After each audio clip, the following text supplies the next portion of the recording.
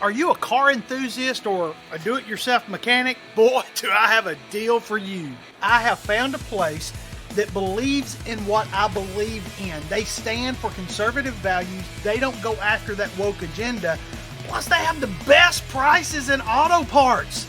Get your parts where I get them, Kane Auto Supply. No more running around town trying to find the right parts. They're on their way to me. Why wait? Get your auto parts shipped directly to you, fastest and the best prices. Kane Auto Supply, a proud sponsor of the Get Over It podcast. So doing The Voice looked different for you than it did for all the other contestants. My blind audition was in October of 2019, and then we went home. We went back in January for battles and knockout. And then if you make it through those to the live shows, then you go back home. And we were supposed to fly back first part of April for the live shows. But in 2020, March is when they were like, no one's doing anything. And man, I'm certain those people in the production out there were scrambling. We literally were having to do the speed tests and things on our home internet and all this stuff. So they ultimately ended up sending us a kit, lights in it, camera in it, tablet, microphone and stuff. Every performance took hours. We would get on a Zoom call on the tablet. They would talk us through lighting, camera. You'd have to get it the wardrobe department because you can't have logos and things. And music and sound are two different departments. And so you have to be on with the music department, with the sound department. Then by the time you film, you're like, golly, my head's Now I got to spinning. perform. Yeah, now I got to sing. Wow. It was wild.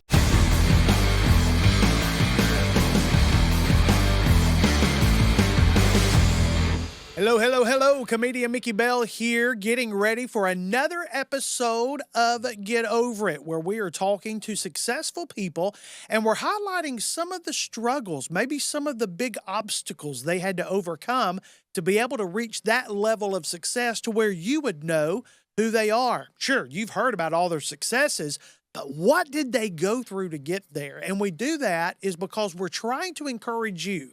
We're trying to show you that every successful person has had to overcome something hard, something difficult to get to where they are. We want you to know that whatever you're facing right now, it's just a step and it's getting you pointed in the right direction. And we want these episodes to encourage you. So be sure to hit that like button. Hey, share us with somebody if you haven't already. And if you're listening to the audio version, be sure to hit that subscribe button. Leave us a review. That way you don't miss an episode and you can hear every story that's going to help you get to where you want to be in life. Before I jump into this episode, I also want to remind you our sponsors are listed in the show description below. It would really mean a lot to me if you would go down and click a link. Just visit, see what they've got to offer. We're also offering some help for those of you who need to speak and deal with your mental health. We have some professionals that are on standby that I would love to personally introduce you to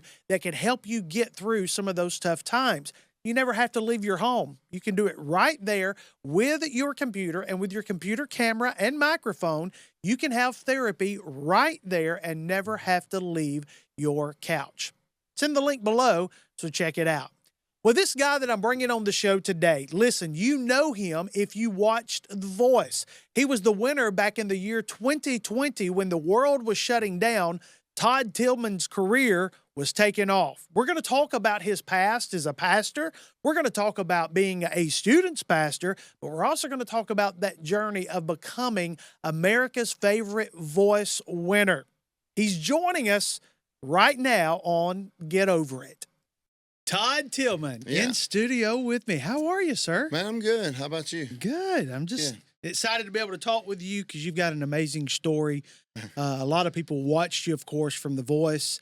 We're going to talk a little bit about all that, but kind of update us on what's going on with you today. Oh my gosh. Today, Lord. Right now I'm just writing and singing and traveling and working on recording and taking care of my wife and all the kids. And I mean, today in particular, I'm just kind of getting back off of a long weekend. My sister-in-law and nephew came to town, so we spent some time with them. But man, I feel like I'm just doing a little bit of everything today. Yeah, everything's just one big monster. Yeah, that's right. Yeah. Take us back to 1998 when you met Brooke. Oh man, I met Brooke, golly, in like probably 93. You married in 98. Married in 98, yeah. But we when we met, it's weird. I saw like a thing on, I don't know, Facebook or Instagram or one of them, and it said if you were to marry your spouse the same place you met, where would you get married? I'm like, we did.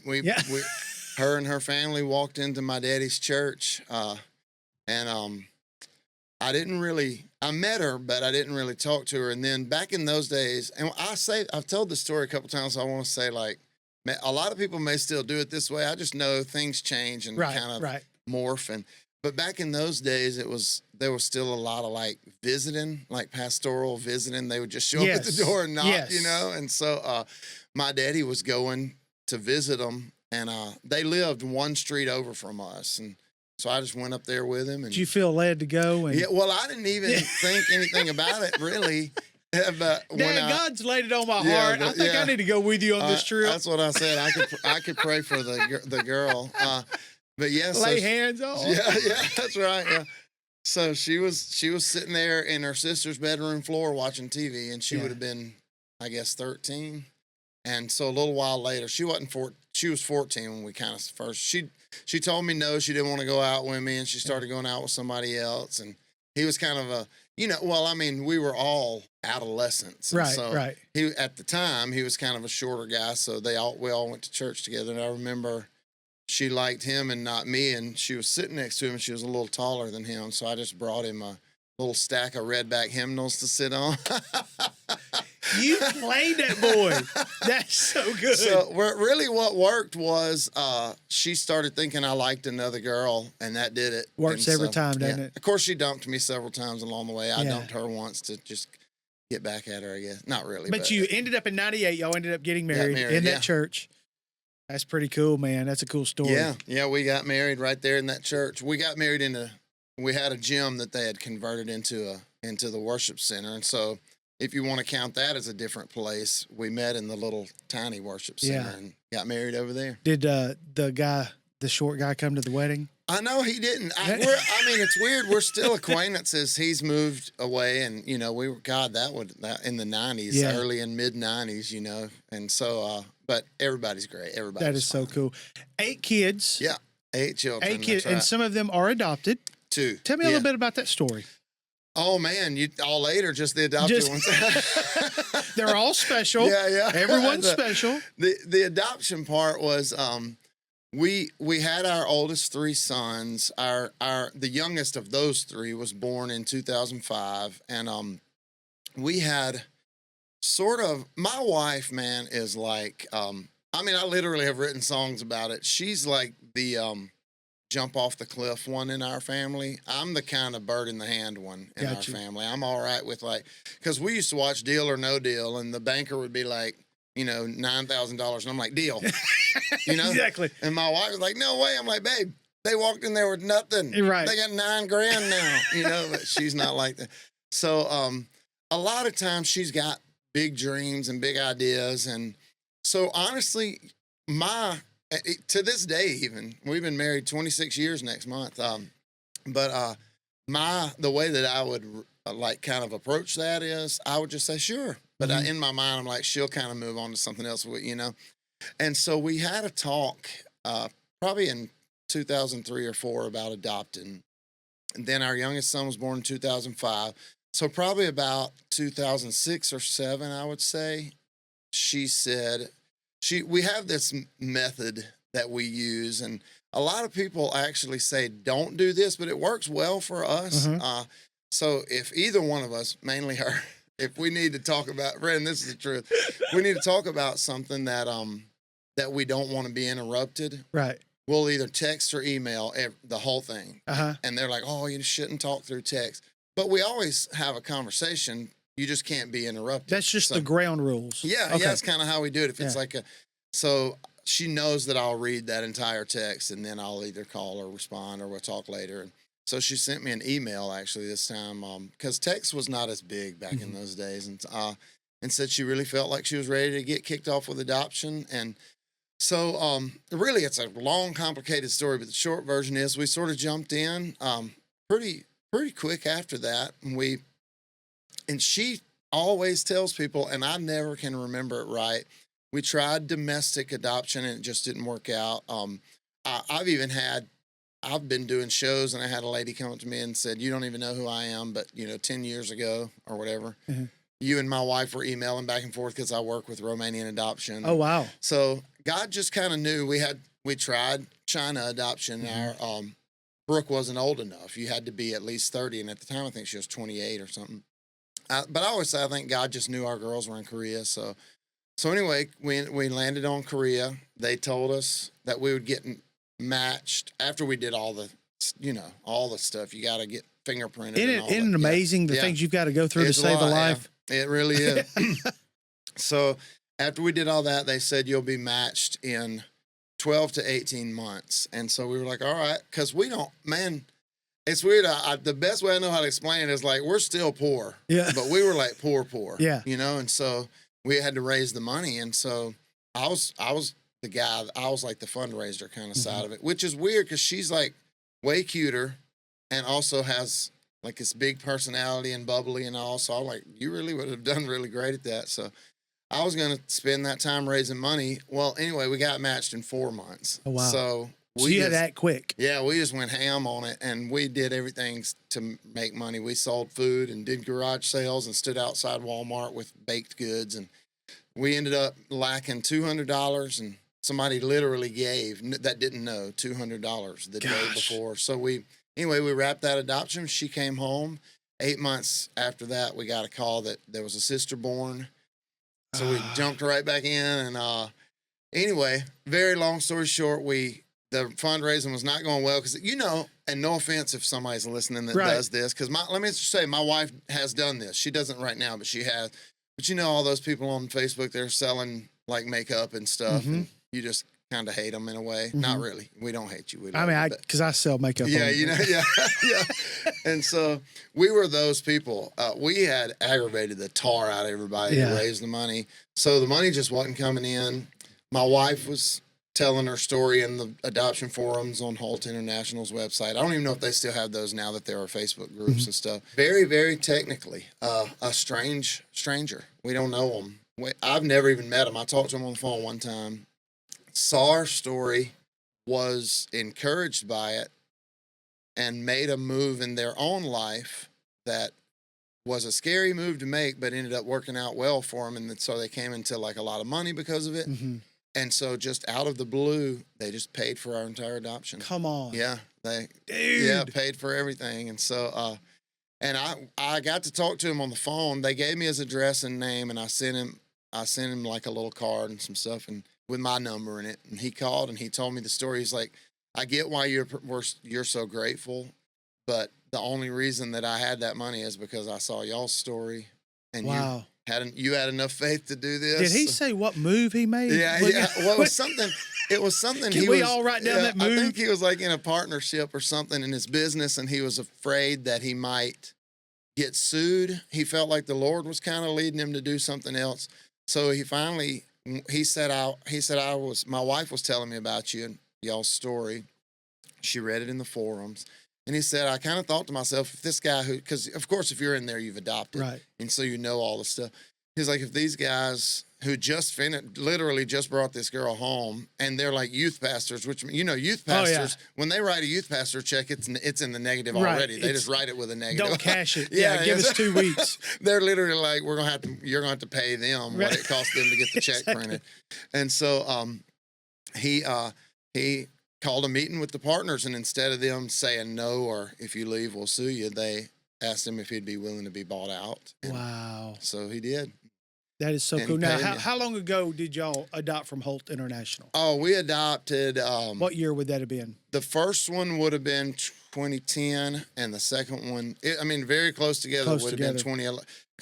So our girls are 14 and 15. So, our oldest two girls.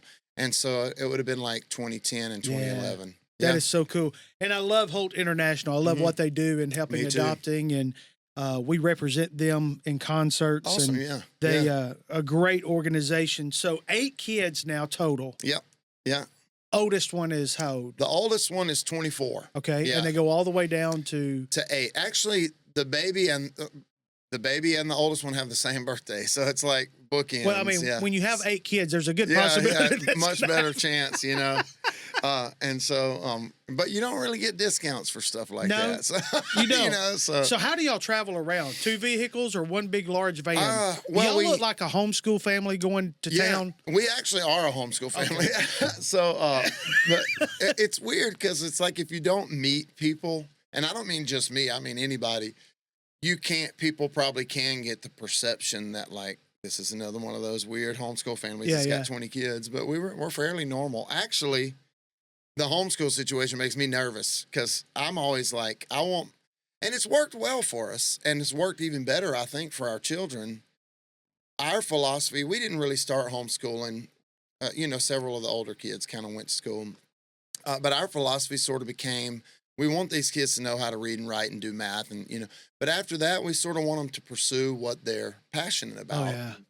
But yeah, for a while we did have a big van, like a big transit van, but the older three now, one lives on the West Coast, the other one lives still in Tennessee, but about an hour from us. And then, so you're whittling them down. Yeah, and so they kind of drive their own. So Yeah. now my wife drives a Subaru Ascent, and her and all the kids that need a ride can fit. All that need a ride. If you don't, yeah, all the other ones. if you got your chores done, you can ride. Yeah, that's right. Yeah, and if you can drive yourself, you're on your own.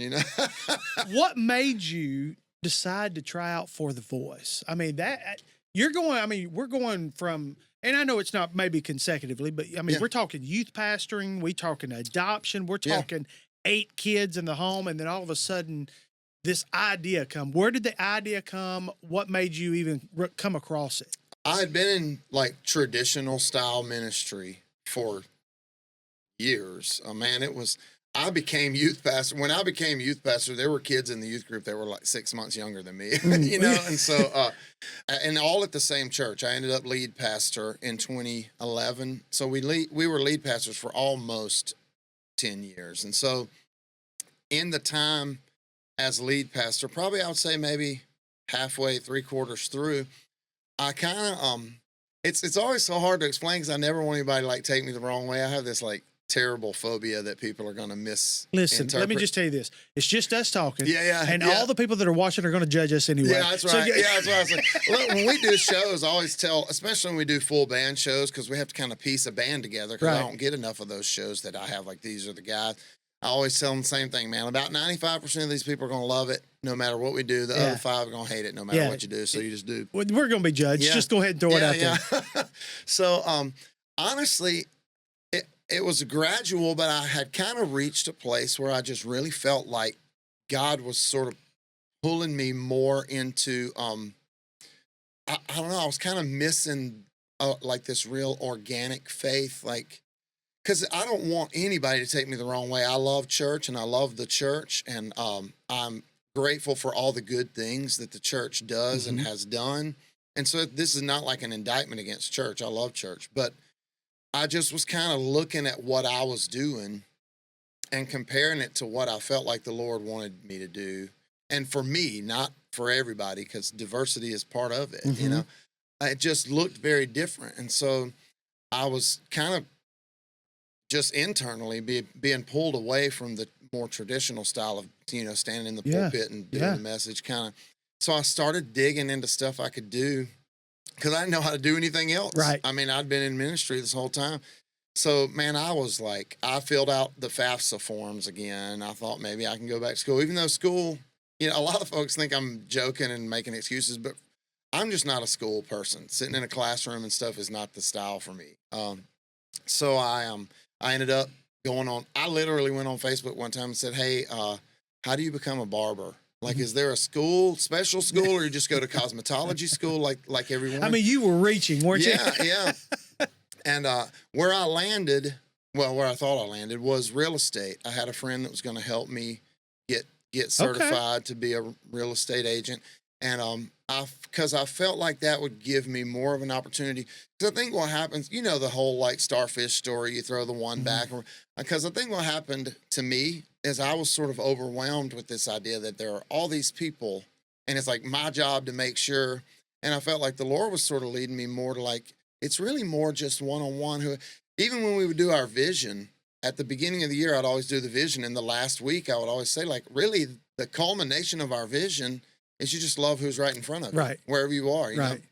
So, in the meantime of that, probably in about early 2019 spring, someone saw me singing on Instagram, an acquaintance of my sister's. I mean, I know her. Well, actually, she's probably a friend of my sister's, an acquaintance of mine. And she saw me singing on Instagram, and she sent a link to an open call audition for The Voice that was in the end of July. She was like, "You should try this." And so I'm like, you know, what got me there was desperation. I was just reaching, you know, and the rest is kind of history. So you were already searching for something. And I think you hit on something that I didn't want to pass over too quickly. And that was the fact that I assume you were raised in church from the get-go, as well as I was. That's great that we have that foundation, and everybody's like, "Oh, you're blessed," because and I was. Yeah. But you get painted into a square, Mm-hmm. and it's like you're not supposed to do anything beyond this square, Mm-hmm. yet you don't need any faith to live in that square. Right, that's right, yeah. You need no faith, and people are like, spend time with God. You spend time with God, but it's like to live in that little square. Yeah. There's no taking chances. There's no having to trust God for anything. Yeah. So I get that. And a lot of people, I think, kind of take me wrong when I try to describe that, because they're like, no, you need to stick with, I'm sticking with God. Yeah, right. But I need some of that Noah faith. Yeah. You know, when he says, go build a boat when it hasn't even rained. Right. But if and you don't know how to build a boat. Right. And if you're still, you're going on Facebook. Yeah. Anybody know how to build an ark? Yeah, you really do, man. And one of the number one things that I feel really top of the list takeaways for me at this particular point, I mean, there's a lot of life left, I hope, and so we'll see, is that, first of all, methodology, it's fine. You do it how you do it, as long as you're not like off in left field with some crazy, like, you know, heretic kind of stuff. I'm not like, because when you have these conversations, I think a lot of people feel like when you're saying that you are pursuing sort of a different route, then they take that as a criticism to their route. Right. No, it's not at all. You know? Not at all. But one of the biggest takeaways I got is that I try to convey this to people more in relationship than anything, because it's weird a lot of people don't understand if you just blanket them all. But all of us probably, I know the church folks, because those are my folks. And so it's like you don't even realize that you're in a bubble until you get out of it. And then you're like, oh man, I was literally in this whole vacuum. big world out here. Yeah. And you don't realize it until you come out of it. You know?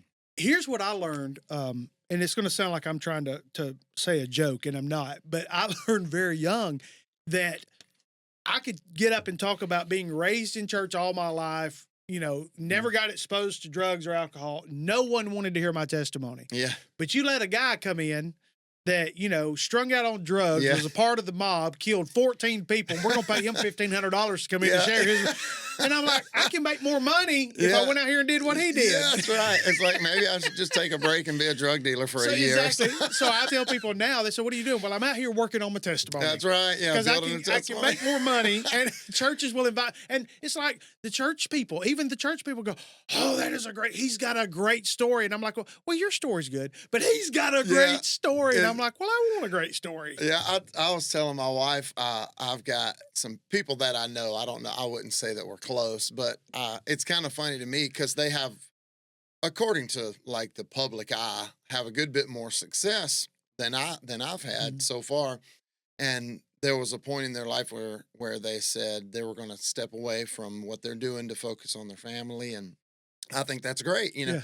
But I'm like, I told my wife, I'm like, dang, these people are like blowing up because they're stepping away to take care of their family. I spent my whole life taking care of my family. Now I'm pursuing this and no one cares. No one cares. I'm taking care of my family all this time. This whole time I've been taking care of y'all and nobody cared. When I was struggling with my mental health, one of the biggest obstacles I had to overcome was being willing to talk to someone. And for some of you, you may be in that same state where you don't want to leave your home. You don't trust anyone in your community that you can talk with. I want to introduce you to BetterHelp.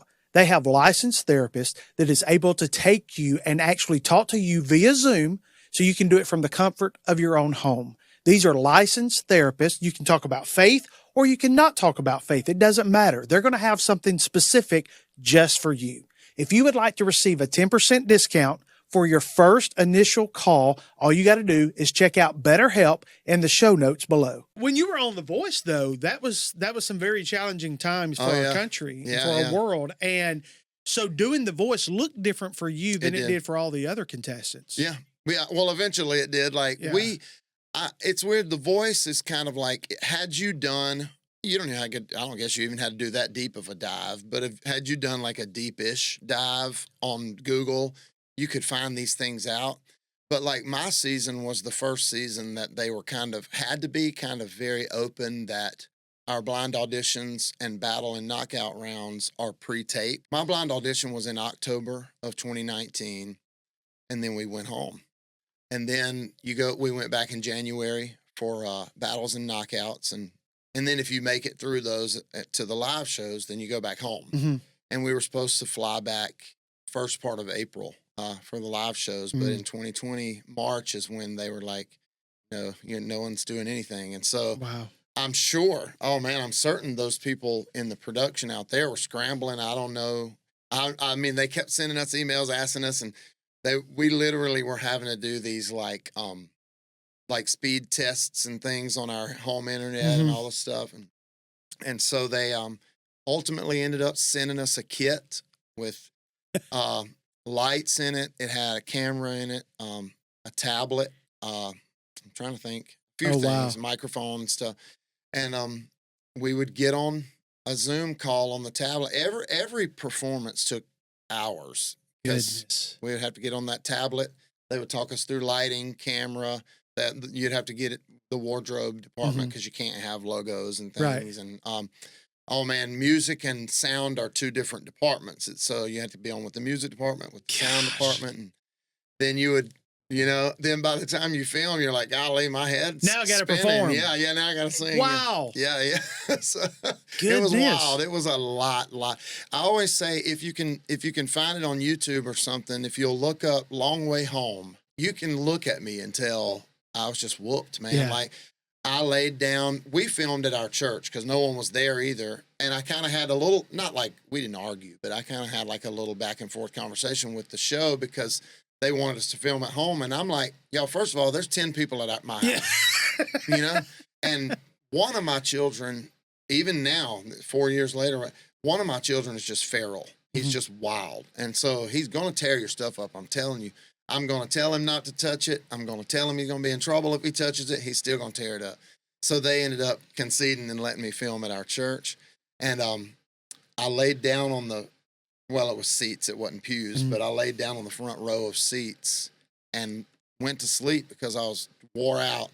And I told the people that were there helping, which were some of my family members, if you hear them come across this tablet, just wake me up. And sure enough, they did. And then we did Long Way Home. Oh my goodness. Yes, you still won The Voice, but you were not able to win it the way everyone else. Yeah, not out in California. Do you feel kind of like, the best I can explain that is when they first told us that we were staying home, it was a disappointment for all of us.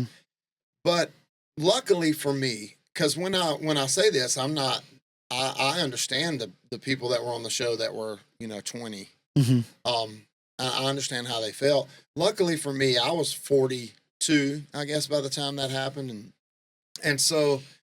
I guess life had just sort of taught me to kind of look for the silver lining. So I was trying to be really intentional about, hey, look, no one gets to be on this show.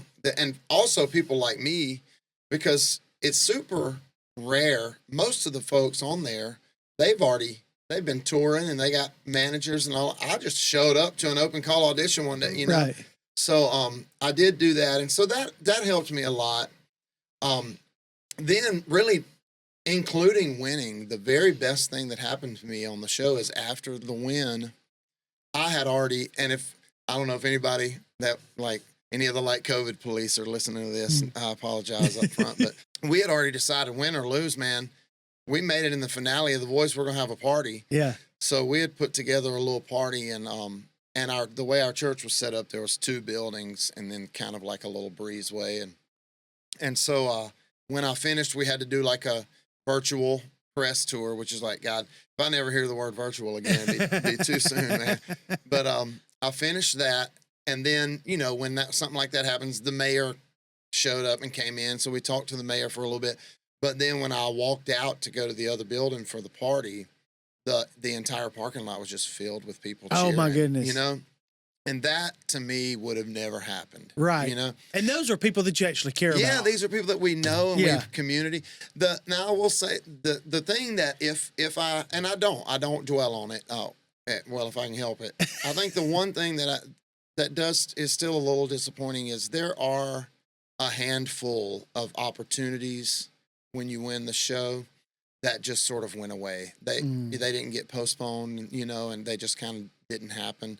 And you know, when you're having those days where you're struggling and you're trying to get things booked and things are falling through. You're thinking, if I'd had that, yeah, this would have been easier. Like, what would so that what have were done? some of the, like a tour? Well, they didn't necessarily do a tour. You get there, you know, you get, the press is different. You get to do a lot more press. A lot of people, if you even things like if you look back to different winners, a lot of them like walked off the soundstage at the Voice and right onto the field of like NFL games and stuff to do the national anthem and this and those kinds of things. And you sometimes, not all the time, you get more opportunities with your coach, which is a lot, you know. First of all, I love Blake. Blake's a fantastic guy, but also it is, you know, in very practical terms, a lot of exposure. And I was literally voice or no voice. I was trying to change my life, you know? And so, that was a little disappointing, but literally every time along the way that it's gotten super scary, and it does, God just comes through. Something comes through. You know, we still have to go back to Him. Yeah, it's still that relationship right in front of you. Yeah, that's right. That is so it good. always works out. If I did my research correctly, 2 years ago, you were able to walk on the Grand Ole Opry stage for the first time. September 2022. So how cool was that? Yeah, that's right. Oh my gosh, man! Blake did that actually. Blake invited me to come on the Grand Ole Opry, and so it's kind of like. I remember laying in my bed the morning after I won the Voice, and I literally was saying to myself, Todd, you won the Voice last night. But it's like your brain just won't. It was kind of like that with the Grand Ole Opry. I was in like my dressing room, and I was like, you are at the Grand Ole Opry, you know? And it's like unreal or something. It's like it will not, because I had done, and this is, I don't want to get in trouble here. It's cool, whatever you do. You do.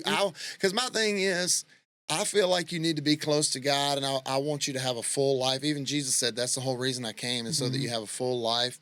And so, people do it in different ways, and so I ain't mad at you. But for me, I had already done a few things there, but I had made up my mind I'm not taking any photos under that artist entrance until I'm on the Grand Ole Opry, you know. Same. Same. Yeah. No, I'm with you. I wouldn't do it. And so I remember us getting out there and taking those photos, and I remember thinking, God, this is it. Insane. And then you go out there, and everyone's and my kids were there, you know, and my mom and dad were there, and my family was all there, and Brooke's family was there. Okay, but now you have to. I want you to help me explain this. Because I've told people I got invited to go backstage. Jason Crabb was there. Jason was very gracious, allowed me and my family to come backstage. Yeah. There is a feeling in that building. Yeah, you're right. Yeah. That has not been captured in any other building. And I don't know how they keep that feeling there. Yeah. So how would you describe it? Because I don't know how to put it into words. You know, the best that I can say, and it's probably not going to be adequate, is I don't know if they like orchestrate this or if it's just accidental, but they have a way, whether it's through photos or like wardrobe that's been framed. Right. They have a way of everywhere you look is a reminder of how legendary and really how, well, I can't speak for you or anybody else, but really how small you are. Yes. You know what I mean? And like how legendary this is. Like I was nervous. Like, of course, Jason was, I was nervous for Jason going. Like my wife was like, you act like you're about to walk out on Yeah. stage. And I'm like, it's just, there's a feeling here. Yeah. And everybody kept trying to say, Mickey, go out there in the artist circle and get your picture made. I go, absolutely not. Yeah. Not until I Yeah, perform that's kind of on that how I stage. was. Yeah. There was Yeah. an award show that was held there. And I think you were there. You presented there and I presented Probably. there. Yeah. And they asked me, they said, hey, you want to do a little set? And I went, no. Yeah. I got you. So nope, I don't. Because when I play at the Grand Ole Opry, Yeah. I want it to be the Opry. That's how I was. Yeah. I was just. I get that totally. I was kind of like, I'll do that photo when I make it onto the Grand Ole Opry, and so it's legit. Yeah, I've done it.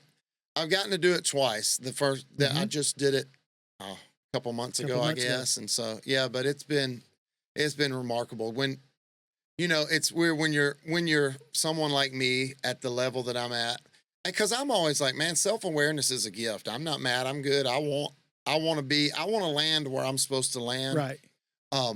It helps a lot when you can reach out to the Grand Ole Opry or they see something and you're like, hey, I just recorded a song with Colin Ray, and then they're like, hey, why don't you come back to the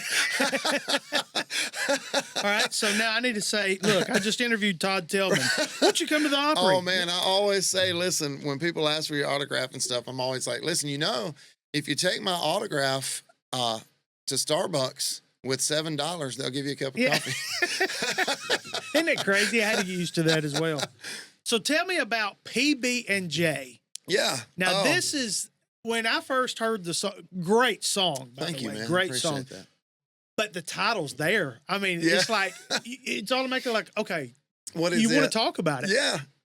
PB&J. So I got a list of song ideas. I mean, I think every songwriter sort of keeps a list of ideas. You wake up in the middle of the night and you type it on your phone or whatever, and a portion of the list. When I say a portion, that makes me sound really organized. They're just really random through there, but it's I'm not an organized person, but it's just like goofy songs, like we wrote a song called Gas Station Chicken, and we've written a song called I'm a Four But I'm Funny, and we've written, oh my gosh, Down at the DG, which is basically, babe, we can't really go out on a date tonight, but you can ride with me to the Dollar General, and I like writing I keep trying to write He Don't Know He's Ugly as a response to She Don't Know She's Beautiful. Nobody will write that one with me yet, but we're going to get there. It'll happen. Brad Paisley's good for those type songs. You're right. Yeah. So PB&J was just kind of in that group, believe it or not, because if you heard it, it doesn't sound believable. So I was writing, my very first time ever writing with Michael Farron. I was writing with Michael Farron and Lance Carpenter, and I went in, and there was a girl that had been on The Voice in the building, and I knew I recognized her, and I couldn't place her because she wasn't on the same season as me. Anyway, she introduced herself, and when she did, I recognized who she was. So we were having a conversation, and to this day, I cannot even remember how it came up. I was like, man, I have a title that's just PB&J. The idea was kind of if you got kids, you don't have to have 8 kids either, any amount.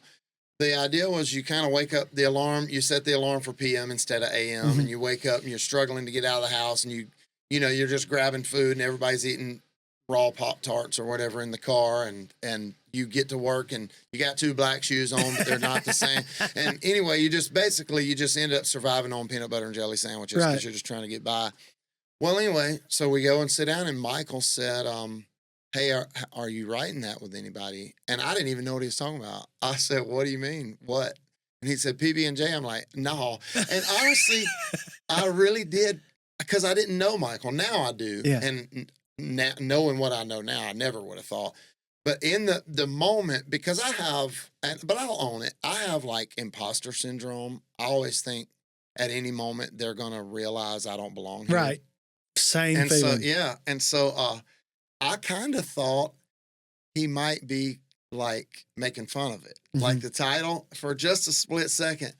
And then he said, do you care if we chase that today? And I said, no. And so I don't know if anybody's listening to this that knows his work, but Michael just like will just start singing. And I don't know where it comes from. And it just comes out. So it did not turn out goofy. We all kind of wrote the song together, but he actually had put this little melody together. So we wrote the entire song with a whole other melody. Literally, in the moment, he just twirls around. He's got a little keyboard behind him and starts playing a different melody, which is the song that we ended up with. That's And so crazy. I ended up calling him the next day and saying, "Hey, let's save that first melody because I liked it. Let's just write another song to it." Yeah. So it was a really emotional day of songwriting because when you're really, you don't even have to be a parent. If there's a child in your life that you Mhm. love, uh, it I don't know, man. You just start thinking about all these things, especially now that I've got kids that are growing out of the house, and just a real emotional day writing. Man, just the power of music, the power of songwriting to be able to capture that moment and then to be able to project that moment, Hmm. over and over again. Yeah, yeah. Same way with jokes. I can tell the same joke, but to just get that same reaction from a Hmm. different crowd at a different Right. city, it's amazing. It is, yeah. And if you look at a crowd, and because to me, I mean, I'm sure that I'm certain that God's doing certain things in my life, and that those things are bigger than Mhm. me, and they're bigger than people, just like in everybody, not just my life. He's doing that in everybody's life. So I get that, but if you scan the crowd and you see people wiping tears or Yeah. something, it makes you know like this is right. The song is connecting with people, Taking and them on it's that emotional roller yeah, it coaster. feels like it's like peace. Yeah. You feel right. I So feel well, and I put it this way, I feel more fulfilled now than yeah. when I was in the church Yeah. Oh serving. man, yeah. And it's weird. I'm still in church all the time, Mhm. but I feel now. What I do feel like is I feel like for me, and maybe this works the same way for everyone. I don't know. I feel like God just sort of has stages, and Mhm. one stage leads you into the next one. And so at this particular point in my life, I just feel way more like I'm doing what I'm supposed to be doing. Absolutely. Yeah. My square that we talked about earlier has just Yeah. gotten bigger. Right. Yeah. And 100%. Yeah. and now I am living on faith. Yeah. Oh my God. And, I used to think we were PB walking and by J faith. and faith. That's Yeah. what we're Oh, living bro, on. I'm walking by some hardcore faith right now. Yeah. So tell me this, and we'll kind of wrap it up with Sure. this. But so you've gotten to play the Opry. You've won the Voice. That opened up a lot of doors for. Mhm. What else do you want to do? What are some of the other things you'd like to? Oh my gosh, man. Honestly, I always say I'm not trying to be like, oh, I'm just so humble, and humility is just one of those weird things that, like, my wife, whenever she used to get mad at me, she would say, "Oh, you just walking in false humility." Mm. And so I used to tell her, I'm like, intentional humility is not false. Yeah. And which means if you're like at Thanksgiving and there's only one piece of grandma's pie left and everybody wants it, somebody's going to just have to intentionally say, "I won't Exactly. take Yeah. it." And so, I said all that to say, I would love to win Grammys and all the things. I would love that. But really, the honest truth is, what I want to do is I want the music to matter. I do a good bit of writing. We've published one book, but I do a good bit of writing, and it's weird. It's like putting the pieces together. So I hope that goes somewhere. But honestly, I just want to do what I'm supposed to do, and I want the songs to matter, and I want to take care of the family, Yeah. and I want ultimately at the end of the day, what none of us want to admit. It took me a long time to really be honest with myself and admit it. Is that we are all just a lot of what we do and what we think is just conditioning. Mhm. They've just conditioned us to say this is how this is done. Whether those people, I would love their approval. I really would. Yep. But whether they approve or not, really, my whole goal is I want to do whatever it is that wants me doing. That's And good. right now, I feel like this is it. I feel like this is because I get to, I don't get me wrong. I don't, Lord, I wish I could just be, a 1/100th of what Jesus is. But I do feel like the manner in which I get to do things for God's kingdom is more similar to that. It's just face to Yeah. face. It's kind of, we meet in auditoriums or in studios, and we get to talk, and we end up really having very, very edifying conversations about every the Lord, encounter, you know, and so, every encounter. yeah. That is so good. So you and I are a lot alike. Awards, great. Yeah. Other stages, venues, okay, great. I just want a full schedule. Yeah, oh my God, yeah. I tell That's people all all. the time. I tell the booking people all the time, don't turn stuff down for me. Let me turn it down. I want a full schedule. Right, that's right. Yeah. Todd, man, thank you so much for Dude, spending time with us. I appreciate you inviting me on. This is cool. I've always admired you, and ever since I met you, and everyone behind your back is saying that, man, he's just a great guy, and you are. You are. Man. You're just a great guy. So you got a lot of people that are rooting for you, and I'm rooting for them. I hope we can get together on the road sometime. I hope so. You know, I got a handful of things that are going on that I ain't gonna lie, I'm not even certain if I'm allowed to talk about them yet. So I just don't. But hopefully they'll help some of that. And Good deal. I'm looking forward to it. Man, thank you so much. Thank you.